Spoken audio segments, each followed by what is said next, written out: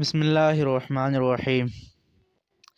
اکبر بادشاہ کی بیگم نے ایک مرتبہ بادشاہ سے کہا، آپ تو ہر وقت بیربل کا ہی دم بھرتے رہتے ہیں، جو بھی کام ہو بیربل کو بلا لاؤ۔ ارے میرے بھائی کو بھی کوئی کام بتا دیا کرو، وہ ایسے ہی فالتو فنڈ میں گھومتا رہتا ہے، کچھ کام نہیں کرتا نہیں۔ اگر آپ کوئی کام بتا دیں تو وہ اس میں لگا رہے اور اس کا ذہن بھی کھلے۔ بادشاہ نے کہا، اچھا بتائیں گے۔ ایک روز بادشاہ نے اپنی بیگم سے کہا، اپنے بھائی کو بلاؤ، اس کو ایک کام بتائیں گے۔ بیگم صاحبہ نے فوراً اپنے بھائی کو بلوایا اور کہا، بھیجا کہ بادشاہ سلامت تم کو کام سے بھیجنے والے ہیں، لہذا جلد سے جلد آ جاؤ۔ خبر ملتے ہی وہ فوراً دربار میں حاضر ہو گیا۔ بادشاہ سلامت نے ایک پتھر کے طرف اشارہ کر کے کہا، اس کو بیچ آؤ۔ وہ پتھر تقریباً 10 من وزن کا تھا، اور یہ بھی کہا کہ پتھر میں جتنا وزن ہے اتنا ہی روپیہ وزن میں لے کر آؤ۔ وہ اس پتھر کو بیل گاڑی میں لاد کر چلا اور دن بھر شہر کی گلی میں گھوم گھوم کر صدا لگاتا رہا، پتھر لو، پتھر لو۔ اب پتھر کون لے؟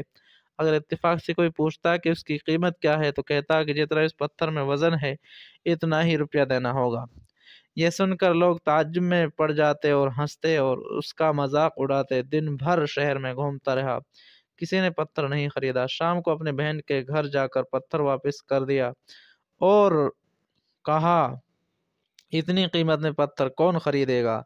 بادشاہ سلامت نے شام کو اپنی صاحبہ سے پوچھا، آپ کے بھائی پتھر بیچنے کو گئے تھے، کیا ہوا؟ بیگم صاحبہ نے کہا، آپ نے کام بتایا تو ایسا بتایا کہ جو عقل کے بھی خلاف ہو۔ اس پتھر کا وزن تقریباً 10 من ہے اور آپ نے اتنے ہی وزن میں روپیہ لانے کو کہا۔ اس پتھر کے وزن کے برابر کون روپیہ دے گا؟ آپ خواہ مخواہ میرے بھائی کا مذاق اڑاتے ہیں۔ وہ بیچارہ صبح سے شام تک شہر کی گلیوں میں چکر کاٹتا رہا، آواز لگاتا رہا۔ آواز لگاتے لگاتے اس کا گلا بھی بیٹھ گیا، لیکن پتھر کے برابر اس کی قیمت دینے کو کوئی تیار نہیں ہوا، بلکہ لوگوں نے اس کا مذاق الگ سے اڑایا۔ وہ اس پتھر کو ہمیں واپس دے کر چلا گیا۔ آپ بیربل کے ذریعے اس کو بکوائیں اور اس کے وزن کے برابر روپیہ اس سے لیں تو ہم بھی دیکھیں گے کہ آپ کا بیربل کتنا عقل مند ہے۔ آج اس کا بھی امتحان ہو جائے گا۔ بادشاہ نے کہا، اچھا ابھی ہم اس کو بلا کر بھیجتے ہیں۔ اسی وقت بیربل کو بلایا اور کہا، اس پتھر کو بیچ آؤ اور یہ بھی سمجھ لو اس پتھر کے وزن کے برابر روپے لے کر آنا۔ بیربل نے کہا، اچھا حضور، ابھی جاتا ہوں۔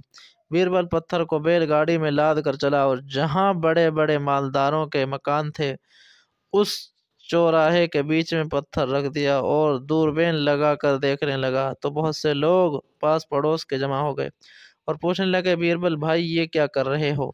بیربل جانا پہچانا آدمی تھا اور پھر دربار میں جو اس کی عزت تھی سب کو ہی معلوم تھی۔ بیربل نے کہا، بادشاہ سلامت کے محل تک جانے کا راستہ یہاں سے نکالنا ہے۔ یہ سن کر بڑے بڑے مالدار گھبرا گئے، کیونکہ ان سب کے مکان گرانے کے بعد ہی وہ راستہ محل تک نکل سکتا تھا۔ اب یہ سب بیربل کو سمجھانے لگے کہ آپ ذرا سا پتھر کو گھما کر راستہ نکالنے کی مہربانی کریں تاکہ ہمارے مکان بچ جائیں۔ اس کے لیے ہر بیربل کو رقم دینے لگے، کوئی 1000 دیتا، کوئی 2000۔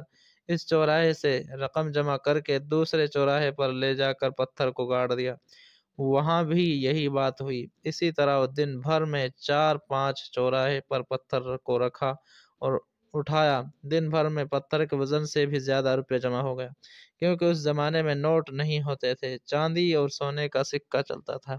شام کو بیربل نے دربار میں حاضر ہو کر عرض کیا کہ حضور، یہ آپ کا پتھر ہے اور اس کے وزن کے برابر روپیہ۔ یہ کہہ کر پتھر اور روپیہ بادشاہ کے حوالے کر کے چلا گیا۔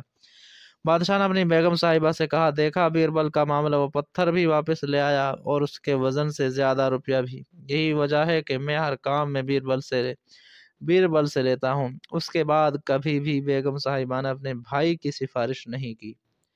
ذہین اور تیز آدمی اپنی ذہانت کے ذریعے بہت کچھ وہ چیزیں حاصل کر لیتا ہے جو ایک عام آدمی نہیں حاصل کر پاتا۔